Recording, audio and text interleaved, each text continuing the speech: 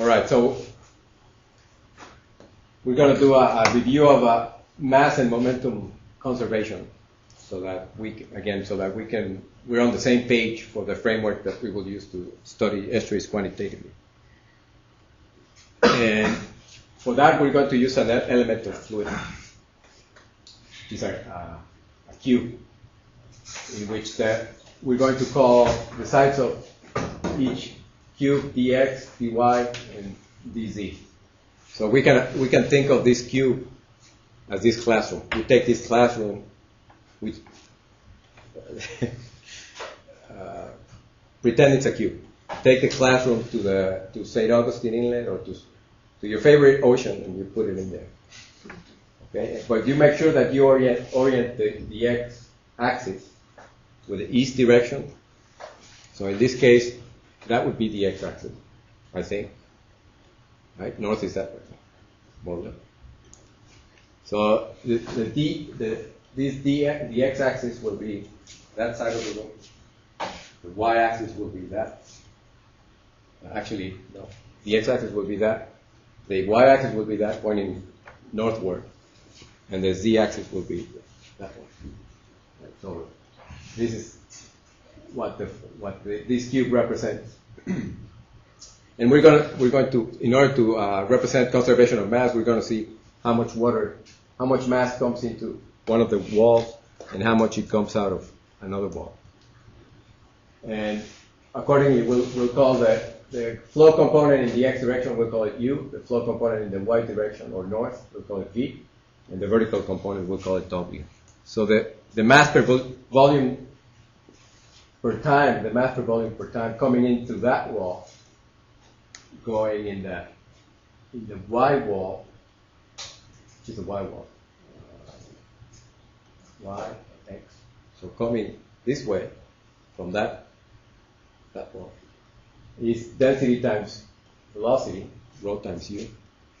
So that's the mass per volume per time coming in through that wall, into this one.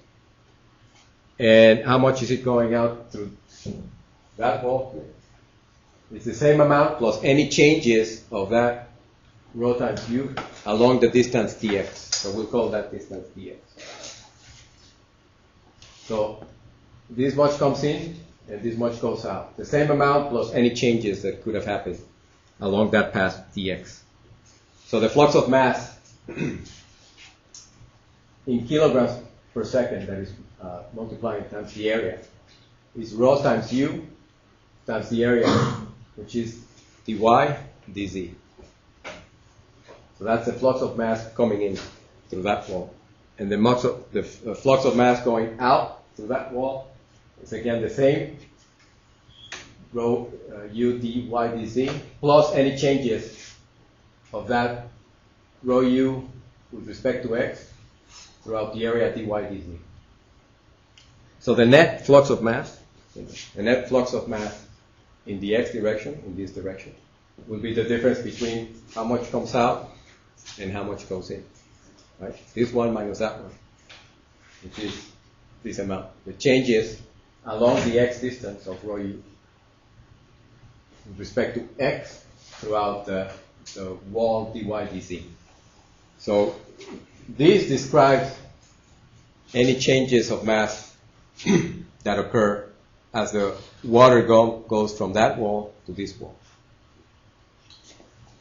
That's the symbolic representation of what I just said. And similarly, you can use the same argument to say that the net flux of mass in the y direction, in that direction, is given by that expression.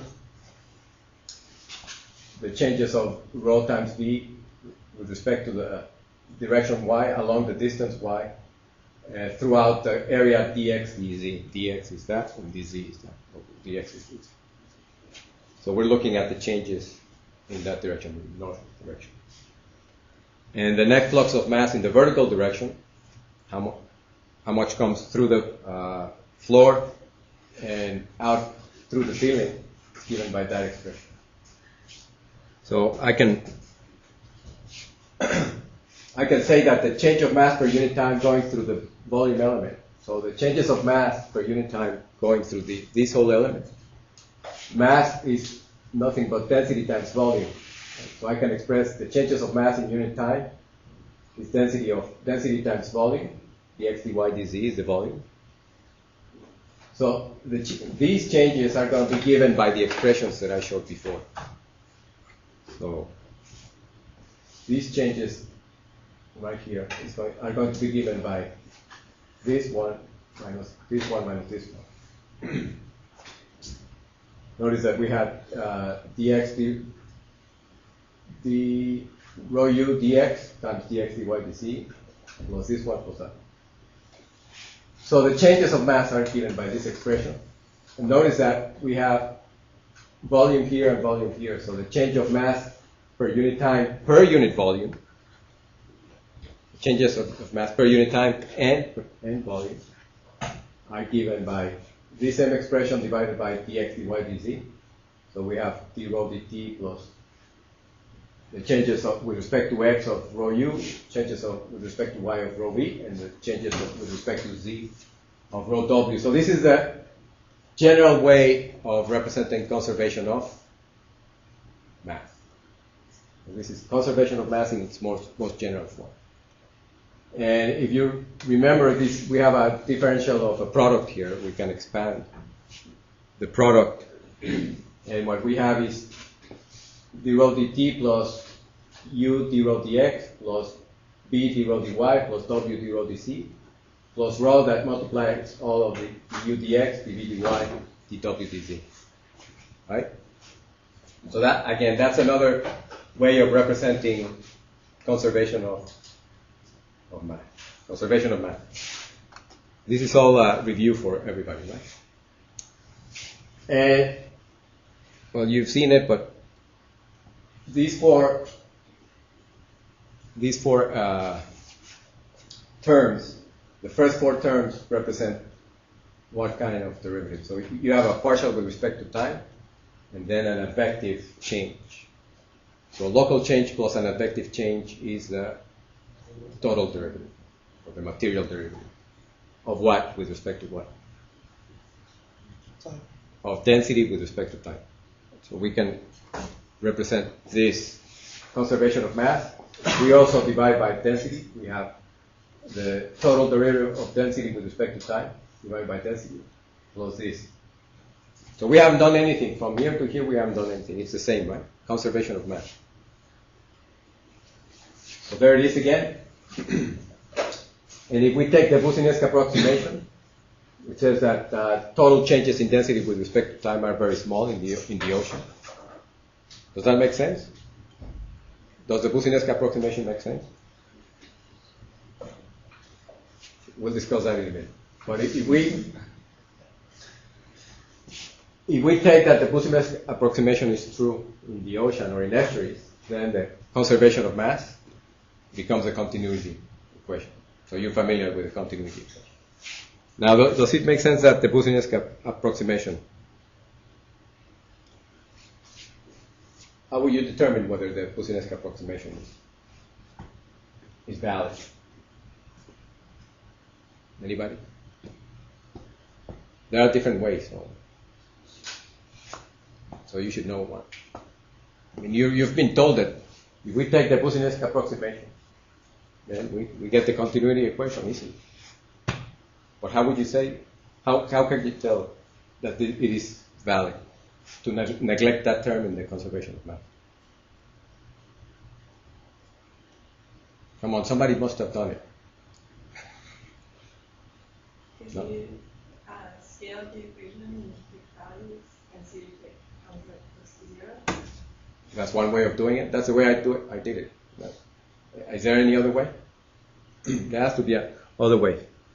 But I'll let you think about that. But so one way of doing it is by comparing this term versus one of those terms to see how close we are with typical values. So about a typical value of du dx of convergence in the ocean or in fluid flow, du dx, changing the changes of the flow in what direction? The U direction. In this direction, how much does the flow in this direction change in space, in the ocean? Let's say a big current like the Gulf Stream.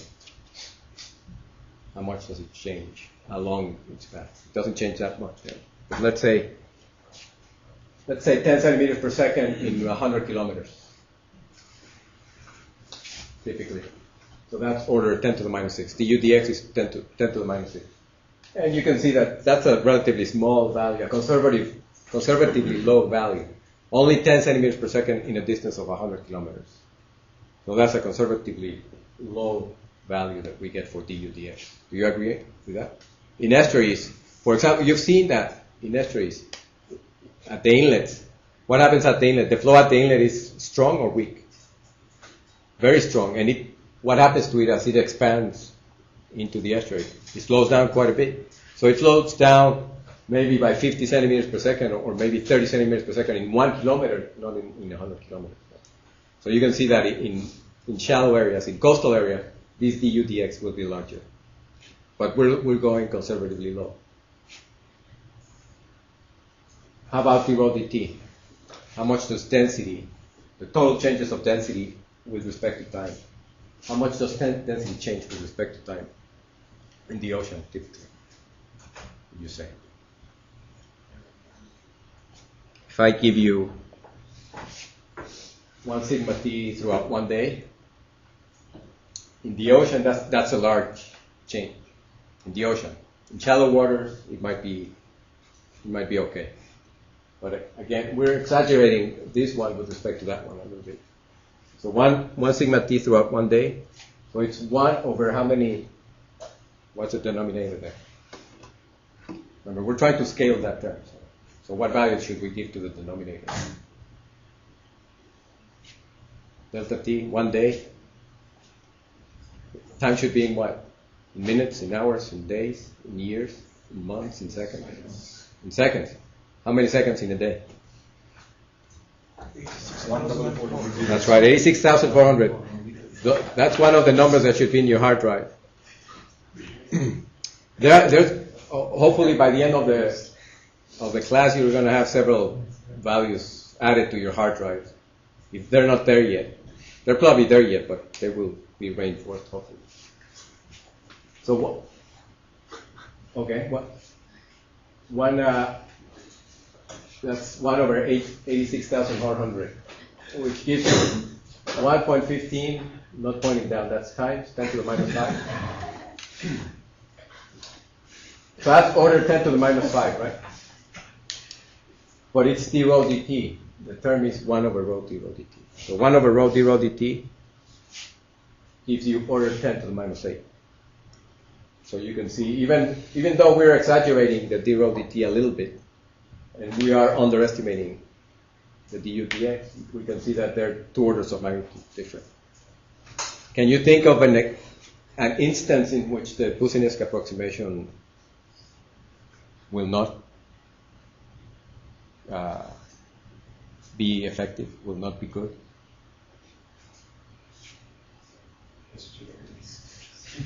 Well, even in estuaries, but in estuaries, for the most part, it is a good approximation. But this is a good question that I haven't dedicated time to think about, and probably you'd want to think about in what instance is in natural systems is the Boussinesq approximation not valid? Because you can see from scaling arguments that it's possible that d rho dt is very large, in which case you have to express continuity in this way. Again, that's going to be in systems where density, with large gradients of density, and highly influenced by type. Okay, but up to now we've collected this equation, which is a continuity equation, which is the basis of our framework to study estuaries. If we integrate across and along a basin and with time the continuity equation, we can express it in this way. all the amount of water coming in from precipitation, from melting, of ice from river discharge from water coming in from the ocean, as expressed here, have to be equal to the water losses due to evaporation, to freezing, and the water going out of the basin. So all the losses have to be equal to all the gains in the long term. So that's continuity, the continuity equation, conservation of mass. Everything that goes in should go out. Now the conservation of salt can be expressed in generic term as the total changes of salinity with time equals diffusivity, equals the diffusive term. So what that means is that if there's a cloud of salt here, and it's going to get to the other side of the room, you're going to have the advective process that will move this cloud of salt to the other side, but also the diffusive process that will make this cloud get deformed according to the shape of the flow. If it's strongly sheared, then it'll deform like this. If the flow is sheared like this, then the cloud will get deformed like that. If the flow is sheared like this, it will get deformed like that. Or if it's vertically sheared, it also gets deformed vertically. So that's what the diffusive terms are, the deformation. And the advective terms on the left-hand side are just the transport of this cloud from one side to the other. So expressed in the complete way, you have the local changes of salinity plus the advective changes equal the diffusive changes. The diffusive, again, in the horizontal, in the x direction, how much this cloud is deformed in the x direction, like this, how much is deformed in the north direction and in the vertical direction. So that's the conservation of salt in the most general. What are these coefficients? Which one? KX? The K. What are the K coefficients? Diffusion coefficients? Right, but they're eddy diffusivity. Right? They're not molecular diffusivity, but they're turbulent diffusivity. What are the units of those coefficients? Meter squared per second. Meter squared per second. So again, this is something else that has to be in your hard drive. The units of these coefficients: meter squared, length squared over time, meter squared per second. Anything else? So you understand this? You've seen this before. You understand this expression, don't you? And the conservation of heat. How would you express conservation of heat?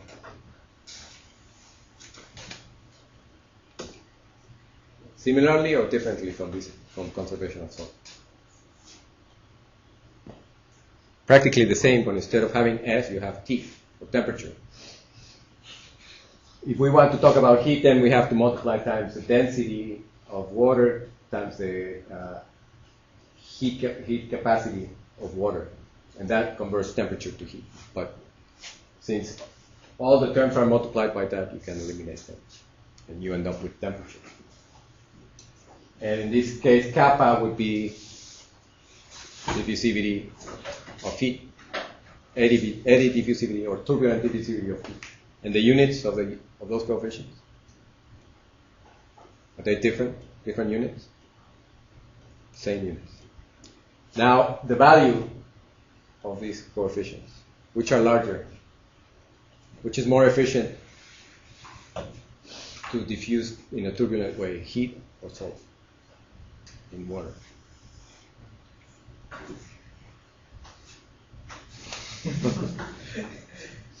Heat is likely more efficient than salt to diffuse in water. And in fjords, you can, there's another open question in fjords also, to use this concept to look at layering of the water column. But we'll talk about that when it's appropriate. Okay, so we have conservation of mass, which is the continuity equation, conservation of heat, conservation of salt. Then we have the equation of state. Remember the equation of state of seawater? Do you remember it? No? No, you did a homework to calculate the density of seawater given temperature, salinity, and pressure. It's a big equation, huge equation. It's a polynomial that I'm not showing here. I'm just expressing it as density as as a function of salinity, temperature, and pressure. I don't know if everybody knows about this equation. It's an equation that relates the density of seawater to salinity, temperature, and pressure. It's a huge polynomial. It takes like 2 or 3 pages. So the continuity equation in bulk form is, as we saw before, but the continuity of salt, or the conservation of salt, or the salt flux in bulk equation is the salt flux in has to be equal to the salt flux out. So notice that, although we'll talk about this also later, if you know all the values up here, except how much water is coming in from the ocean and how much water is going out to the ocean, if you know everything else, usually you need to know the amount of river discharge and evaporation and precipitation. So in estuaries, this will dominate. So if you know this, all the others will be small except for this and that. So you don't know B naught and P sub B. And if you know the salinity of the upper layer and the salinity of the lower layer, you have a set of 2 equations with 2 unknowns. And you can get a rough estimate of how much water is coming into the estuary and how much water is coming out of the estuary, just from river discharge and measurements of salinity of the upper layer and the lower layer. So with those 3 measurements, you can get an estimate of the volume fluxes in and out of the system. It's very useful to know for residence times in closed system. So we have equation of state and conservation of mass, heat, and salt. Now the conservation of momentum. That symbol on top should be an overbar, indicating that it's a vector acceleration. So this expression is what? What is that expression telling us? Does it look familiar? Have you heard of the famous English physicist from the 18th century? Right? So which one is this? Which law? Second law. The second. Second law of Newton, the mother of all laws in physical oceanography, maybe fluid mechanics, I don't know, but in physical oceanography for sure. It tells us that the accelerations experienced by any part of a fluid are proportional to the sum of all the forces acting on the fluid. So we know how to express this mass times acceleration. The acceleration is the total change of velocity with time. So all we need to find is how to express the forces that act on the fluid. So represented like that, and again that symbol that's appearing there should be an overbar. Again, the Korean is changing my symbols. I'll check these next time. So the acceleration is the total changes of velocity with time. So from this simple expression of A hat, we get this matrix for the 3 components of the motion. Now, why do we say that it's conservation of momentum? What is momentum? So let's backtrack a little bit. Why do we say it's conservation of momentum? Is it momentum? What is momentum? Momentum is, remember what it is in physics? Momentum is mass times velocity. But we don't have mass times velocity here. What do we have?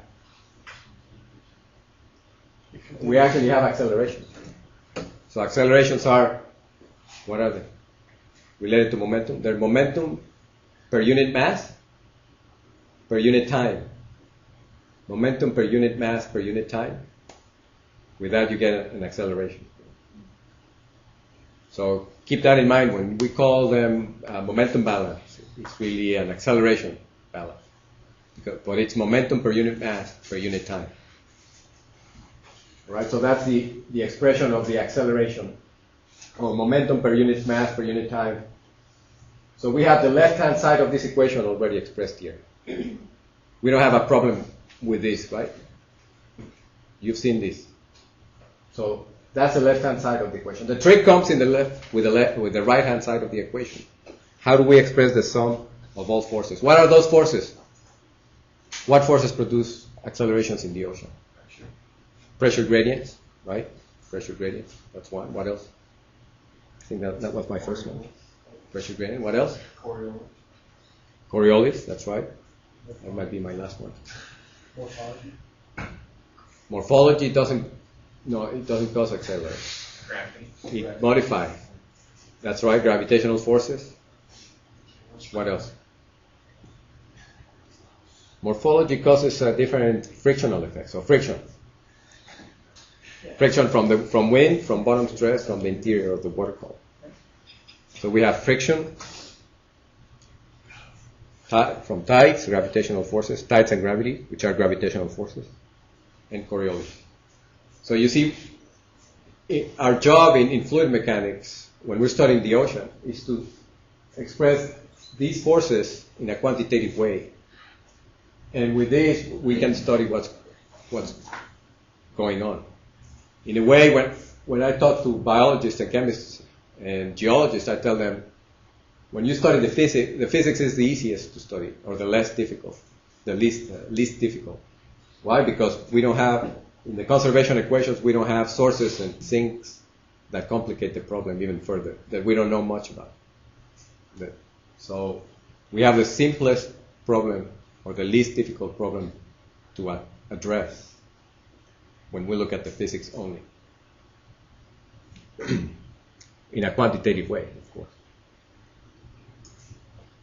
Okay, so one thing to remember is that the pressure gradient has two flavors, the barotropic and the baroclinic.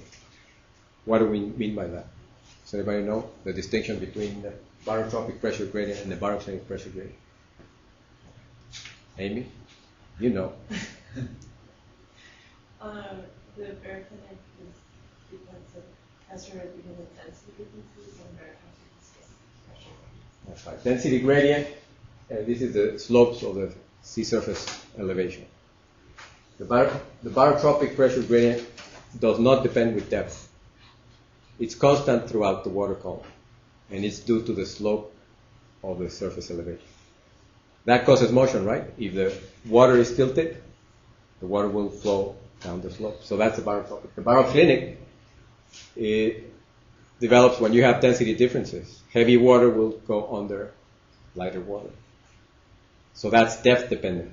And as we will see, the baroclinic is proportional to the depth of the water column. The deeper the water column, the stronger the baroclinic pressure gradient. So those are the two flavors for the pressure gradient. The friction comes in three flavors. Friction at the surface from wind stress, that causes motion. Friction at the bottom from bottom stress, that retards motion. That retards motion. And internal friction. What do I mean by internal friction? Gradients. You have two different density. Right. So the vertical exchange of horizontal momentum due to the viscosity of the water. Turbulent in the water column. So that's internal friction. Those are the three flavors. Tides are a boundary condition. They are prescribed when you solve a problem. You prescribe them as boundary conditions. Gravity acts only in the vertical direction. There's no gravity influences in the horizontal direction. And in contrast, Coriolis accelerations act only in the horizontal. There are Coriolis accelerations in the vertical, but there are many, like 8 orders of magnitude or more, smaller than gravity. So that's why we don't include them.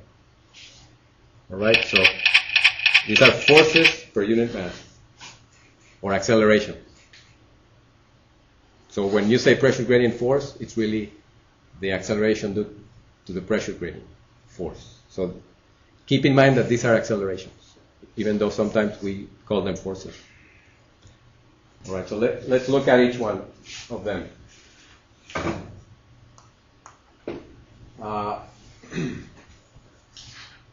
the hydrostatic pressure, as you can see on the board also, in another class they talked about pressure also. So you can see density times gravity times depth. So we can represent it in a general way by that expression, and we say, why do we have a negative sign? Because Z is positive upward, and pressure increases as we go further in the ocean. That's the hydrostatic pressure only, the pressure due to the water column. But the total pressure is the atmospheric pressure plus the hydrostatic pressure. And the pressure gradient force per unit mass is expressed in that way. In the x direction, that is in the direction east. We have a pressure gradient force per unit mass. And why do we have the negative? So the motion is in the opposite direction to the gradient. So if pressure increases in that direction, the motion produced by that pressure increase will be in the opposite direction. I mean, there's a way of deriving this, but we're not going to go into this because, again, this is a review. So this is a general way for the pressure gradient, and if we differentiate this expression with respect to x, we get the horizontal pressure gradients in the atmospheric pressure plus the surface slope. Eta is the elevation of the surface, so the eta dx is the slope of the surface. So this is the depth. Notice that there is no z there; it's independent of depth. And then we have the baroclinic pressure gradient. This increases with depth. The horizontal and depends on the horizontal density gradient. So it's the baroclinic, barotropic, and atmospheric pressure gradient.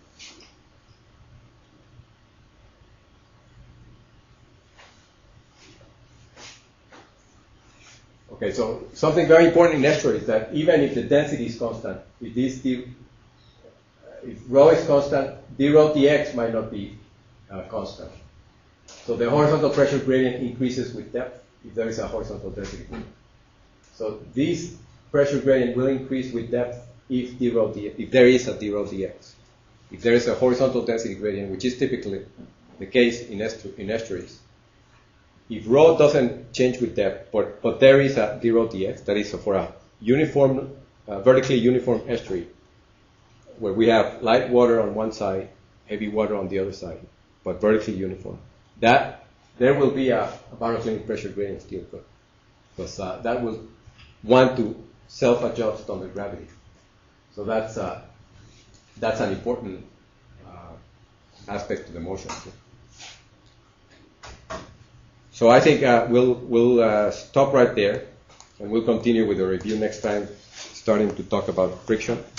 We're expressing the forces per unit mass in a quantitative way so that we can express Newton's second law in equations.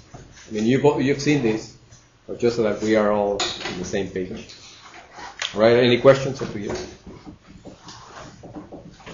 No questions. All right, so see you on Thursday.